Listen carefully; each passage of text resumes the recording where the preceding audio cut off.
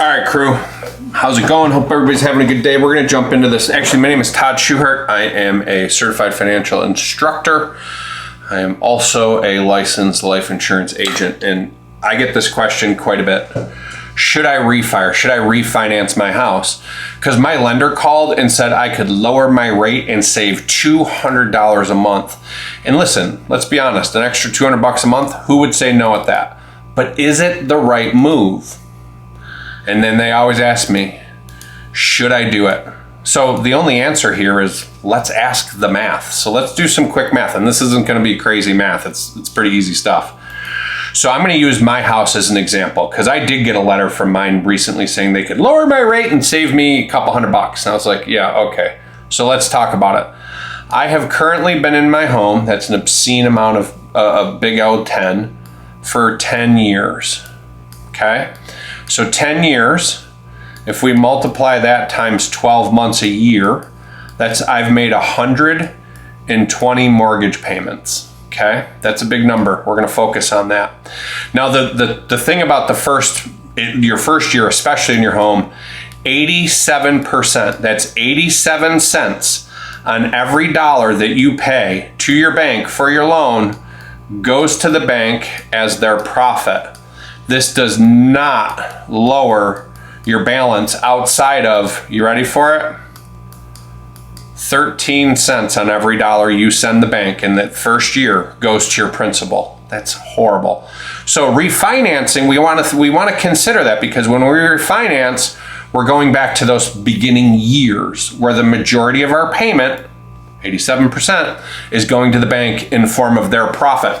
So on mortgages, bank takes their profit before you, years before. And a lot of times you don't see an accelerated balance go down until you're 25 years into your loan.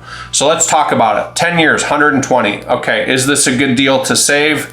200 clams a month. All right, so I have 100, oops, we're gonna skip that. I did 120 payments since I've been here. My principal and interest is, we're gonna call it $900. It's like $847, but we're gonna try and keep the math as clean as possible for demonstration purposes. So 120 months times amount of the payment, so 900. That means since I've lived here in the 10 years, I have paid $108,000 to my mortgage right there. Okay. Now the new refinance where I'm going to save, right? We love to save $200 has closing fees. And those closing fees are right around 9K. That goes right to the bank. That's also their profit. Not that they're not getting enough anywhere else, but they're getting it here too. So let's add that together. So 108,000, which is what I've paid, right? Now I'm going to add to that is $9,000, which are my new closing fees, which means I now have invested. If I do the refi, I will have 17. I'll have $117,000 all in. That's the 10 years plus the closing fees. Now they're going to save me $200 a year or a month. So I'm going to take $117,000 because I need to know how long it's going to take me to recoup that my previous investment, to know when exactly this $200 savings is going to affect me positively. So if we take, and you can do this, pull up your phone, get your calculator out, take $117,000 and divide it by the new giant savings that we're going to get of $200 a month. We divide it by 200, and that says 585 months.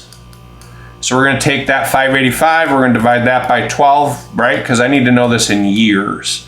So if we divide that by 12, I will see a actual monthly savings, a fully recouped and affecting me positively in 48 3/4 years. So let's go back to our original question. Should I refi? Because my lender said they would lower this should be payment by $200 a month. Well, it's going to take you 48 and 3/4 years to actually see that. Now you got a 30-year loan, right? So you're still upside down 18 and almost 19 years. So my answer is for me was hell no, I'm not doing that. Not when there's a strategy out there that I could use that can do this. Like I just met with a client yesterday. Yesterday. They had $499,000 in debt, and that consisted of homes, cars, student loans, credit cards, the whole thing. If they keep doing what they were doing when I met them, they will be completely debt-free in the year 2042. We're going to use the plan that we do that allows you to pay things off in record time while building tax-free wealth at the same time without spending any additional money. So for this couple, 2042, so that's like 16 years from now before they're going to be debt-free if they're doing what they continue to do. Utilizing our structure, this 200-plus-year-old strategy, I was able to take them, their debt-free date is now 2032. Bink. That's 10 years earlier that they will be debt-free. And here's the cool part. They will have put in $117,000, I know it worked out really well, $117,000 in tax-free cash at the exact same time that they're becoming debt-free 10 years earlier than what they're doing now. Now here's the deal.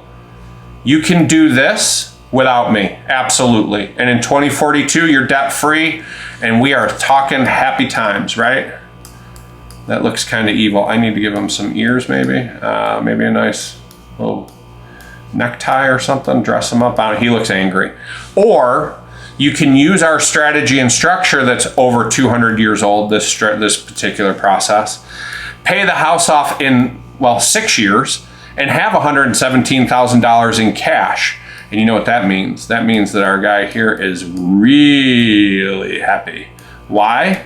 Because it's such a smarter way to do it. So here's the deal. Links in the bio if you're interested. Love to walk you through it and show you your numbers and how this can work for you and answer the question that you might be having.